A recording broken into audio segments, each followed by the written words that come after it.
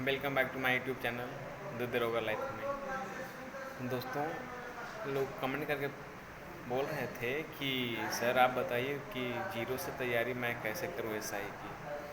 तो मैं बता दूं आपको, कोई भी कंपटीशन की तैयारी जीरो से ही की जाती है। और आप कितने भी जानते हो उससे कोई फ़र्क नहीं पड़ता, क्योंकि कंपटीशन में आप जानते हो बस सारा खेल टाइम मैनेजमेंट का ही होता है। तो आप बहुत जानते हो, इससे भी कोई फ़र्क नहीं पड़ता, और आप कुछ भी नहीं जानते हो, इससे भी कोई फ़र्क नहीं पड़ता। बस जनरल कंपटीशन में प्रैक्टिस प्रैक्टिस प्रैक्टिस। ऐसा नहीं कि आप कुछ नहीं जानते तो आप सब चीज़ आ जाएगा तुरंत से, या फिर नहीं, वैसा नहीं है। मैं एक एवरेज स्टूडेंट की बात कर रहा हूँ, ना कि लो या ना कि हाई, एक एवरेज स्टूडेंट की लेके बात कर रहा हूँ। तो मैं आशा करता हूँ कि आप लोग कहीं कोचिंग क्लास करके मैथ्स, रीजनिंग, जीके, जीएस और भी वगैरह इंग्लिश का कोचिंग क्लास किए होंगे, नोट्स उसका बनाए होंगे। तो जब आप इतना कर चुके हैं, उसके बाद आपको एक आइडिया मिल चुका होगा। आपने बहुत सारे क्वेश्चन पेपर, क्वेश्चन बैंक बनाए होंगे। आपने अब कुछ भी, जैसे कि कुछ भी चीज़ का तैयारी करते हो, जैसे बैंक हो गया, रेलवे हो गया, एसएससी हो गया, इट मीन्स कुछ भी जिसका भी आप तैयारी करते हो, आप उसका क्वेश्चन बैंक बनाए होंगे, तो आपको आइडिया मिल गया होगा।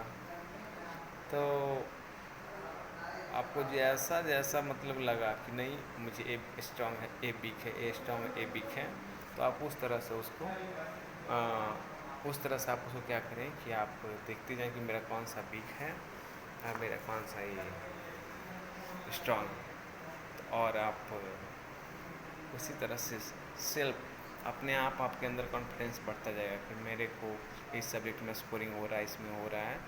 तो बट इसके पहले आपको एक और बेसिक पढ़ना होगा, क्योंकि जनरल कंपटीशन में कुछ शॉर्टकट भी होते हैं और कुछ शॉर्टकट काम करते हैं, ऐसा नहीं कि नहीं करता है, शॉर्टकट भी काम करता है। कुछ ट्रिक वगैरह भी होते हैं। आपको मेथड आता है तो अच्छी बात है, अगर ट्रिक भी आता है तो और भी अच्छी बात है।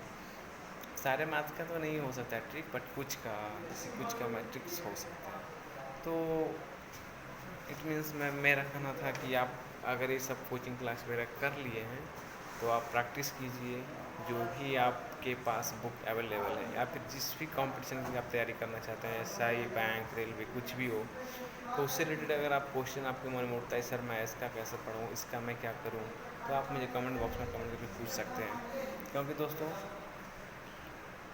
बिना सेल्फ स्टडी के आपको कोई भी कंपटीशन आप पास नहीं कर सकते। लाख आप कहीं भी कितने भी अच्छे कोचिंग इंस्टीट्यूशन में पढ़ लिए हों, जब तक आप सेल्फ स्टडी नहीं करोगे आप नहीं पढ़ सकते हो। और आजकल के कंपटीशन में सेल्फ स्टडी बहुत ही मायने रखता है। बिना सेल्फ स्टडी के आप कहीं भी कुछ भी नहीं कर सकते हो।